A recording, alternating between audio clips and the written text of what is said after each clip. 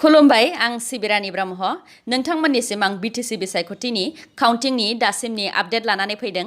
दासिम इउपिपिएलआ मोन 23 मासियाव सिगां आवगायनानै दङ। बिपिएफआ मोन 9 मासियाव सिगां आवगायनानै दङ। बिजेपिआ मोन 6 आव सिगां आवगायनानै दङ। कंग्रेस प्लासआ मोनसे मासियाव सिगां आवगायनानै दङ। जिएसपिआबो मोनसे मासियाव सिगां आवगायनानै दङ। दासिम इउपिपिएलआ मानास सेरफां, थुरिबारि, सालाखाथि, देबरगाव, कसुगाव, गरेश्वर, बागानपारा, हरिसिंहा, चिरांदुवार, मानास सेरफां, गयबारि, मसलपुर, सालबारि, भैरबकुन्द बेफोराव आवगायनानै दङ। बेनि अनगायैबो माखासे समस्तिफोर दंबावो जायखौ आं मोनथ'वाखै। बिपिएफआ दासिम सुबाइझार, दरंजुलि, काजलगाव, बनरगाव, बावखुंग्रि, मुदैबारि, जमदुवार, गमा, सराइबिल बेफोराव आवगायनानै दङ। दासिम बिपिएफनि दैदेनगिरि हाग्रामा महिलारि बिथाङा गावनि मोननै समस्ति देबरगाव आरो कसुगावआव उन जानानै दङ। देबरगाव समस्तियाव हाग्रामा महिलारि बिथाङा दासिम 1538 भटआव उन जानानै दङ।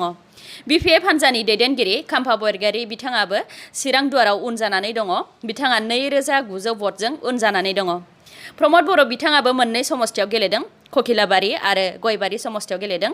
खौरांनि बायदिब्ला ककिलाबारियाव बिथां प्रमद बर'आ उन जानानै दङ। बियो 12 रिंगानि उननि आपडेट। समजों लोगोसे सोलाय सोल'आ जाबाय थायो।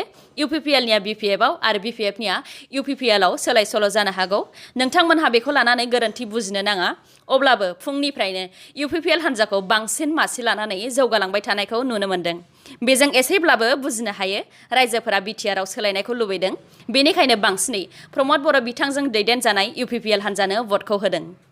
बेनि अनगायैबो मोनसे ब्रेकिं निउज। तामुलपुराव बिजेपि आरो सिकिउरिटि फर्सनि गेजेराव दावराव जादों। बिजेपिनि सासे मावथिया आइडि कार्ड गैयालासे भट सेन्टाराव हाबनो नागिरदोंमोन। बेयावनो बिजेपिनि मावथि आरो पुलिसनि गेजेराव दावराव दावसिया जादों। दिनैनि निउसआ एसेनोसै। गाबोन आरो गोदान निउसजों लोगो मोनफिनबावगोन।